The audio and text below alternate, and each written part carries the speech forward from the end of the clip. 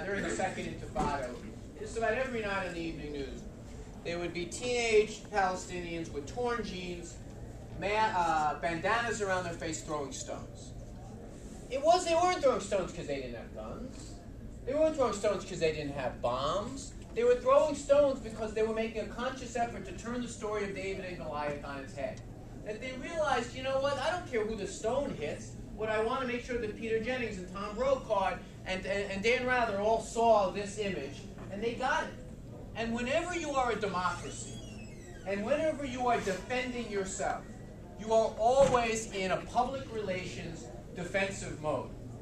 You know, if you are trying to decide when you want your blockade to reach the naval guy, you pretty much can decide.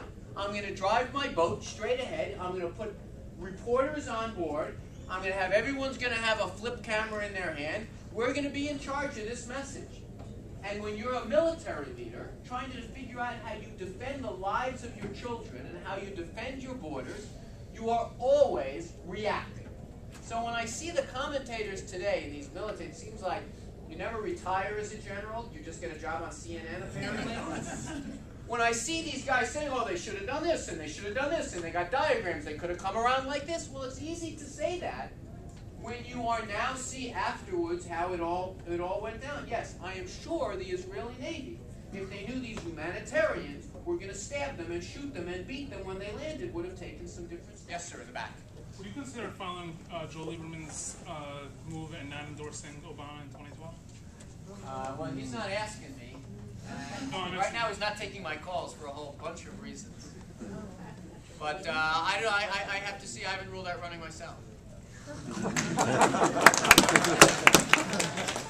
That's called ducking a question. What I was most troubled by was the implication by some in the Obama administration that, you know what, if you solve this Palestinian settlement issue, everything falls into place.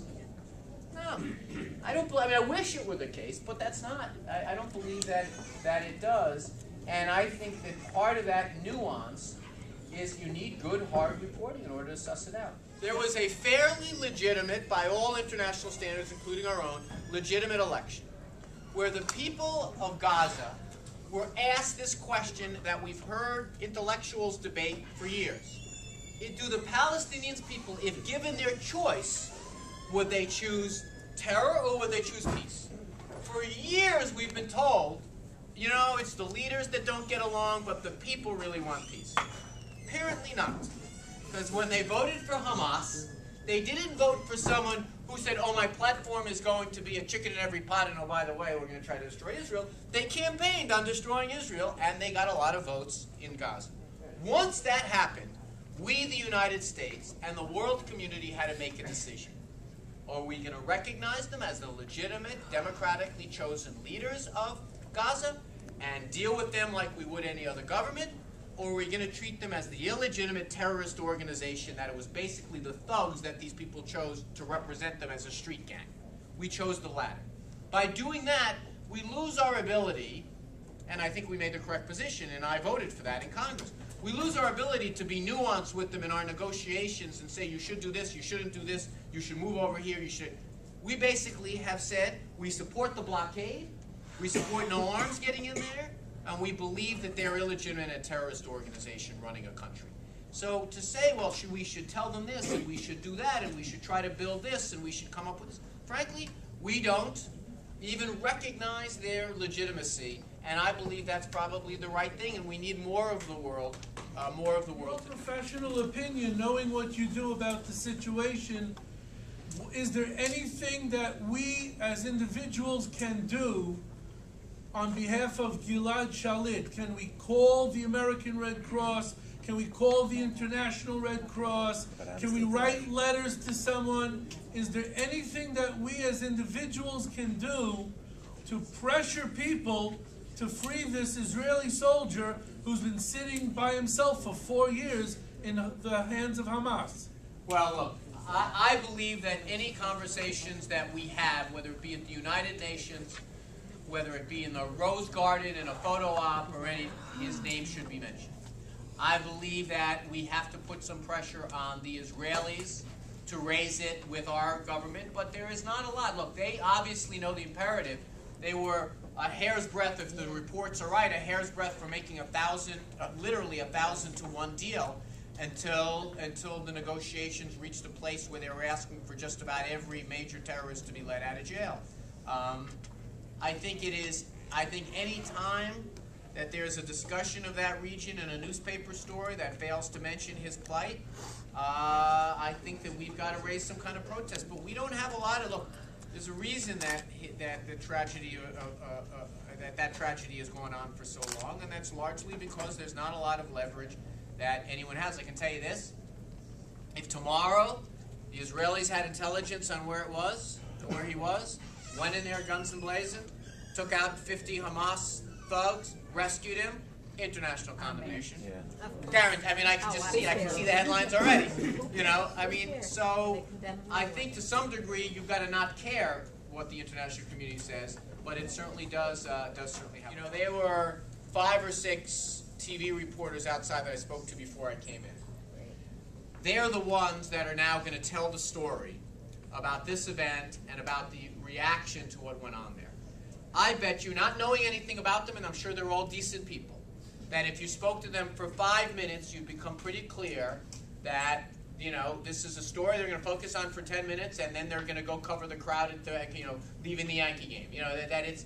So we have to realize that just because we understand this history, and that we understand the nuance, and that we can read, you know, what I said to them downstairs, I said, this is a community that reads the international section of the newspaper first, because we understand how important these things are. But we have to, in some degree, what all of you are what social scientists and political scientists call secondary opinion leaders. You're the people, when I say things as a politician, there's a certain filter that's built in. It's, all right, he's a politician, he's doing what he needs to do. When you go out and say it, when you write a letter to the editor, when you call Mishpucha in Iowa, or when you call someone, or when you stop, you know, when you interrupt someone who you overhear at a diner making a mistake about this, you've got to realize that it's because you know the stuff better than most people do. Don't just throw your shoe at the TV set when you see something that's wrong. You know, I have a screen in front of mine. I throw so many things at it. You know, you've got to realize that part of what we're doing here is trying to educate the larger community. And the final thing that you should keep in mind is it is helpful. Even though you have three members of Congress, 2 senators and a member of Congress who have this stuff right, it's absolutely helpful to send a letter in to say, I'm frustrated by what I saw, or I want you to hear your explanation, or thank you, I saw you gave a speech. That type of thing, you know, to be able to walk to the floor of Congress with 250 letters in 24 hours saying, you know, we stand with Israel, you know, that does have some influence. We are ultimately, in the final analysis, talking about the policies of another country. And we have to remember that. They're a democracy. They have a right to sovereignty. They have a right to defend themselves. They have a right to security. They have a right to make their own mistakes. They have a right to do these things. And we have to reinforce it every single day. I have enough trouble being a congressman here, let alone being a member of the Knesset there. And my position is, if it's good for Israel, if it's good for her, it's ultimately going to redound to our interests, because in the final analysis, I don't care how many friendly prime ministers there are in Britain, or how many friends that we may have coming or going in some other European capital, we have one ally in the war on terror. One. And that's it. And she came under attack. There's 3 camps. There's one camp of people that represents large Arab communities. A guy like John Dingell represents a large Arab community, someone who represents Kalamazoo, Michigan. They're doing politics in the classic, and I say honorable sense. They're representing their constituents. There is a second group, and remember, this is a very tiny number of members of Congress. There's a second group who I think that if you talk to them long enough, they're pacifists. They don't believe in ever using force. And that I'm not sure how they, it's funny, well, there are too many cameras in the room. But there was like one member of Congress, there was one member of Congress who had some history with his exact district being attacked. You can do the math. And when I pushed and prodded and everything,